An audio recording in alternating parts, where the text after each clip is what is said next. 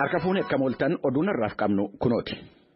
Yeroo ammaa balaa biyyattii mudatee jiru seera edileetiin to'achuun rakkisaa ta'eera jechuudhaan labsiin yeroo atattamaa manni maree ministeerota Itoophiyaa baase mana maree bakka bu'ootaatiin ragga'eera. Manni marichaa yaa'ii guyyaa har'aa taasisen labsicha raggaasisuu isaa kan ibse gabaasni Kennedy Abaate labsiin kun ji'a ja'aaf akka turuuf miseensota 7 akka of keessaa qabu beeksiseera.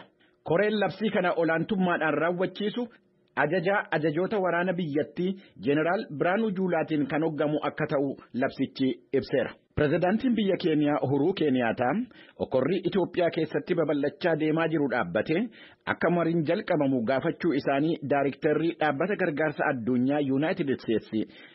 Daayiriktarrii dhaabbata gargaarsa addunyaa Yuunaayitid Isteetsi USAID Samantha Power fuula Tiwiitarii isaanii irratti ibsaniiru. Akka barreeffamni waajjira pirezidaantii Keeniyaa irraa bahee jedhutti hokkorri yeroo ammaa guutuu biyyattii keessatti babal'achaa deemaa jiru akka fala argatu hoggantoota biyyoottan Afrikaa, hoggantoota biyyoottan alaa adda addaa kan akka United States, Britain, Faransaayii fi gamtaa Awurooppaa waliin dubbachuu isaanii ibseera. Haalli deemaa jiru akka isaan jeeqe kan ibsan pirezidaantiin Keeniyaa lammiileen Itoophiyaa dhiiraa fi dubartiin fala karaa nagaa waloodhaan akka barbaadan gaafataniiru. Walitti dhukaasuun dhaabbate akka mariin jalqabamu kan gaafatan Keeniyaataan addunyaan Afrikaa fi biyyi isaanii Keeniyaan Itoophiyaa naga qabeetti arguu barbaadu. Guyyaan irraa guyyaa adeemsi karaa nagaa itti jalqabamu ta'uu qaba. Hundi keenya yaalii lammiileen Itoophiyaa taasisan gargaaruudhaaf dhaabbannee jirraa jedha xalayaan Uhuruu Keeniyaataa mootummaadhaa fi uummata Itoophiyaatiif barreessan. Gabaasni Komishinii Mirga Namoomaa Addunyaa fi Komishinii Mirga Namoomaa Itoophiyaan waloodhaan dhiyeessan warreen wal waraansa keessatti qooda fudhatan hunduu seera mirga namaa, seera namoomaa fi seera baqattoota cabsuu isaanii Antooniyo Guterees hubachuu isaanii akka himan dubbi himaan mootummoota gamtoomanii Farihaan Haq ibsaniiru. Labsii yeroo atattamaa mootummaan Itoophiyaa gidduu kana baase dabalatee haalli amma biyyattii keessatti mul'achaa jiru haalli sarbiinsa mirga namoomaa akka dabalu kan taasisuudha jechuun isaanii ibsameera. Karaa biraatiin Antooniyo Guterees haala muddamaa yeroo ammaa Itoophiyaa keessa jiru laaffisuudhaaf akkaataa mareen taasifamu irratti muummee ministeeraa Itoophiyaa Abiyyi Ahmedii wajjiniin dubbachuu isaanii fuula Tiwiitarii isaanii irratti ibsaniiru. Wal waraansi dhaabbatee akka mariin taasifamu dhaabbanni isaanii akka fedhii qabu kan ibsan Guterees dhimma namootaan gargaarsa baraarsa lubbuu barbaadaniif haala mijeessuudhaaf itti gaafatamaan gargaarsa mootummoota gamtoomanii Maartin Giriifi haala Itoophiyaa daawwatan irratti muummee ministeeraa Itoophiyaa waliin haasawuu isaanii ibsaniiru.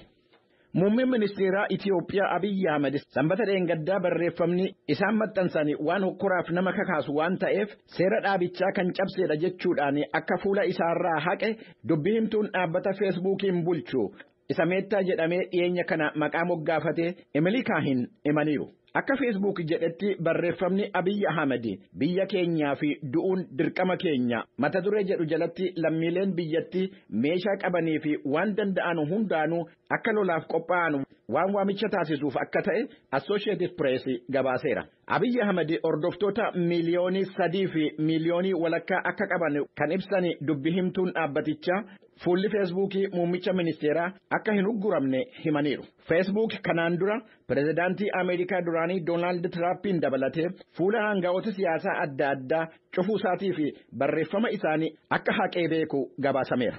Dhimma eegumsa naannoo irratti yaanni pirezidaantiin Zimbabwe Emerson Mnangagwa dhiyeessan hordofuudhaan quuqamtoonni eegumsa naannoo biyyattii haarii isaanitti dhaga'ame ibsuun isaanii gabaasameera. Walgayii idilee addunyaa isa biyya Scotland magaalaa Glasgow keessatti taasifamaa ture irratti pirezidaantiin Zimbabwe haasaa taasisaniin biyyoottan dinagdeedhaan guddatanii gaazii gubataa qilleensa irratti gadhiisuudhaan faalama qilleensaatii fi ga'ee taphachuu isaanii ibsanii biyyoottan guddachaa jiran warreen akka Zimbabwe waan qilleensa gubataa kanaan hubamaniif beenyaa argachuu akka qabanu gaafatanii turan. President Emerson Mnangagwa biyyi isaanii eegumsa naannootiif akka dhaabbattu ibsaniyyuu lammiileen Zimbabwe garuu mootummaan Mnangagwa lafa biyyattii albuuda kasalaa baasuudhaaf oolu kaampaanii Chaayinaatiif kennaa jiraachuu isaa kaasuudhaan mormii dhiyeessanii jiru. Mootummaan Zimbabwe kaampaanota Chaayinaatiif eeyyama kennuun isaa mancaa'insa bosonaatii fi faalama qilleensaa waan uumuuf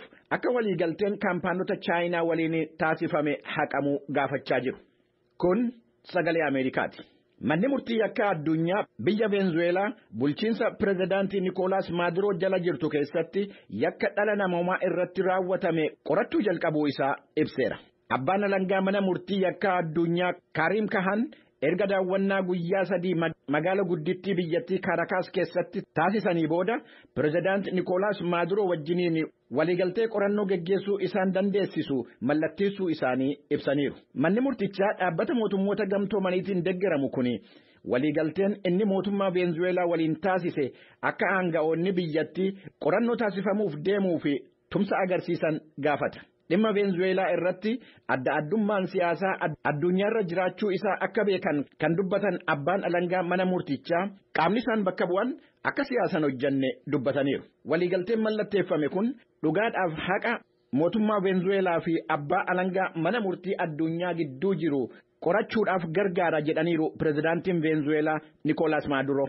Yommuu abbaan alangaa mana murtichaa Veenzuweelaa keessa turan mormitoonni mootummaa Nikolaas Maaduroo karaa irratti bahuudhaan akka mootummaa biyyattiitiin ijoolleewwan isaanii dhaban ibsaa akka turan gabaasameera.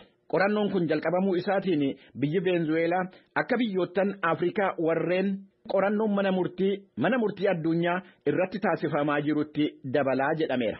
Veenzuweelaan biyyoottan Ameerikaa kibbaa keessatti argamu keessaa tokko ta'uun ishee hin beekama. Hordoftoota keenya oduun har'aaf qabnu kanuma qophiilee keenyaaf ani wajjiniin turtii gaarii.